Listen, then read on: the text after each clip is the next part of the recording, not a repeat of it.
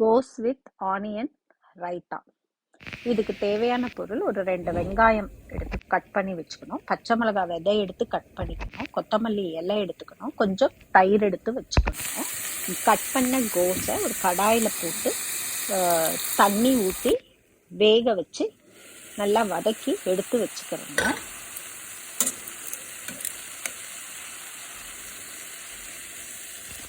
கடாயில் ஆயில் போட்டு கடுகு மட்டும்தான் போடணுங்க, உளுந்து போடக்கூடாது.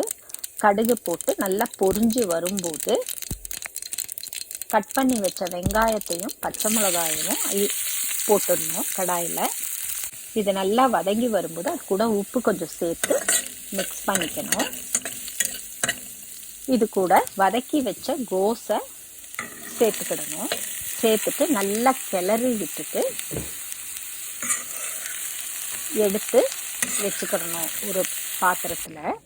அது கூட தயிர் கொஞ்சம் சேர்த்து எடுத்து வச்ச தயிரை சேர்த்துக்கிடணும். சேர்த்துக்கிட்டு நல்லா கிளறி விடணுங்க. கிளறி விட்டால் கோஸ் வித் ஆனியன் ரைத்தா ரெடிங்க. இது பிரியாணிக்கு ரொம்ப நல்லா இருக்கும், ட்ரை பண்ணி பாருங்க.